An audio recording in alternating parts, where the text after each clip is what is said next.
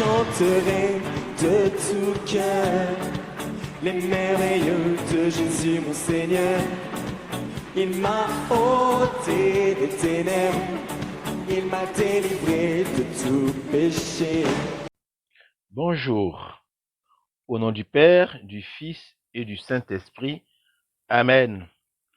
Je fais cette vidéo pour montrer que Mohammed est un faux prophète incestueux et que l'islam est faux. Il porte sur l'inceste, justement. Alors, mon défi, c'est le suivant. Vous qui insultez le prophète alayhi salatu wassalam, de tous les noms, alors qu'on a vu que c'est faux, tout ce que vous dites, c'est faux. Eh bien, je vous pose la question à vous, chrétiens islamiques. Interdite. Vos mères, filles, sœurs, tantes paternelles et tantes maternelles, filles d'un frère et filles d'une sœur. Wabanatul akhi wabanatul ukht.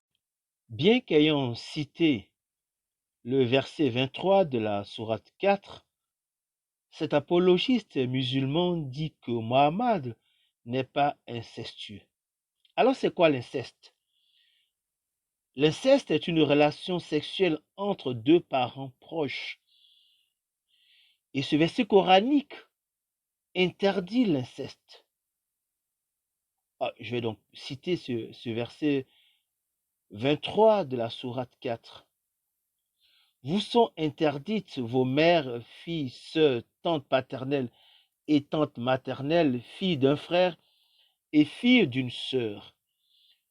Nous savons que Zainab est la fille d'une des sœurs de Mohammed. Et pourtant, il a épousé.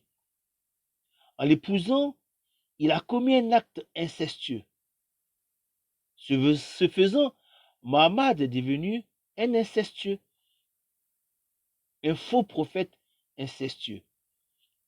Et comme c'est une loi coranique qui est inscrite dans le Coran par ce verset, il a, en épousant Zainab, bafoué cette loi coranique, il a piétiné cette loi coranique, qui fait que du coup, il est devenu un mécréant. En fait, Mohammed ne croit pas que l'islam soit une vraie religion. Et pour faire plus simple, je dirais que Mohammed ne croit même pas en Dieu. C'est pourquoi il a fabriqué un faux Dieu qu'il appelle Allah. Je vais vous montrer un autre exemple pour corroborer ce que je vous dis. Pour continuer, je vais citer quelques versets coraniques de la sourate 69 et un hadith de Al-Bukhari.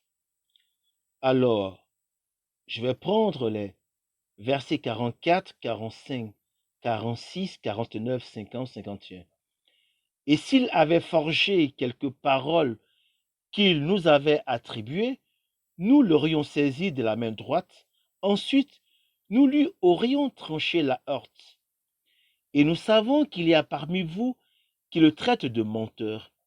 Mais en vérité, ce serait un sujet de regret pour les mécréants. C'est là la véritable certitude. Et le hadith de Al-Bukhari, narré par Aïcha.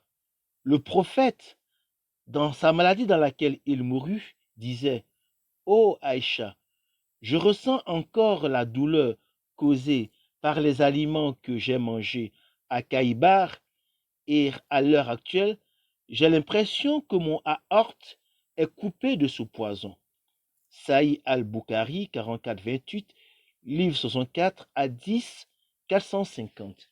Qu'est-ce qu'il faut retenir? La sourate 69. C'est que Mohammed dit, ou celui qui l'écrit dit que si Mohammed avait donné des paroles mensongères, son aorte serait coupé. Et ce hadith montre que Mohammed reconnaît que son aorte est coupé. Donc, ceux qui le traitaient de menteur ont raison, et ces prophéties sont fausses. C'est un faux prophète.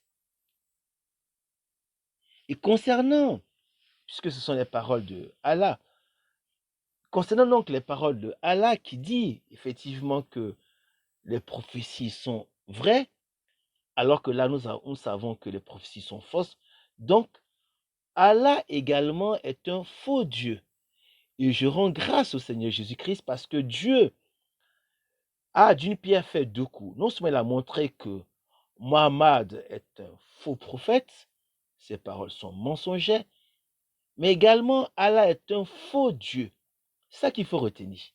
Donc, par rapport à cette vidéo, en conclusion, je dirais que Mohammed est un faux prophète, un incestueux, un mécréant qui ne croit pas en Dieu, et l'islam est faux.